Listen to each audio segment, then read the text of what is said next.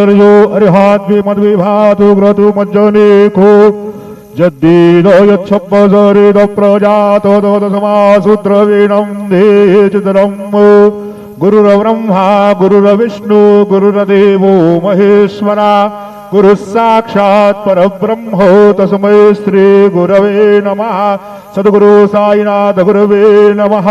सकल पूजा परिपूर्णार्थे गंधाक्षर पुष्पाणि संपूज्य अदद्धूपः वनस्पते रसोद्भूतो गंधाद्यो गंधमुत्तमः आग्रेयः सर्वदेवानां धूपोऽयं प्रतिगृह्यताम्।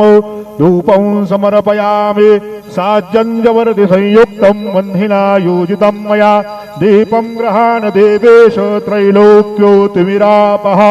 दीपं समर्पयामि धूपदीपान्तरेण उपहार नैवेद्यं निवेदयामि। चतुष्कोणमण्डलं कृतवान् तदुपरि नैवेद्यपात्रं निधाय गायत्री मन्त्रेण पात्रान् प्रोक्षयेत्। धेनवाः अमृते कृत्यो प्रदन्त्वा सत्येन परिसञ्जामि नैवेद्यं निवेदयामि।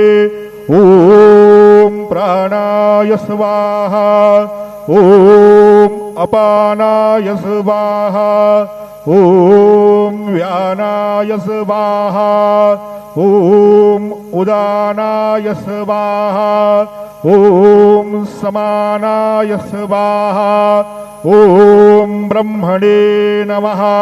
नैवेद्यमध्ये पानीयं समर्पयामि पुनर्नैवेद्यं निवेदयामि। ॐ प्राणाय स्वाहा ॐ अपानाय स्वाहा ॐ व्यानाय स्वाहा ॐ उदानाय स्वाहा ॐ समानाय स्वाहा ॐ ब्रह्मणे नमः।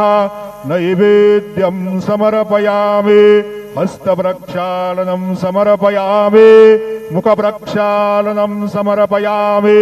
सद्गुरु साईनाथ देवताभ्यो नमः। प्रार्थनापूर्वक नमस्कारं करोमि तथा च मङ्गलनीराञ्जनदीपं दर्शयामि। श्री सच्चिदानंद सद्गुरु साईनाथ महाराज की जय।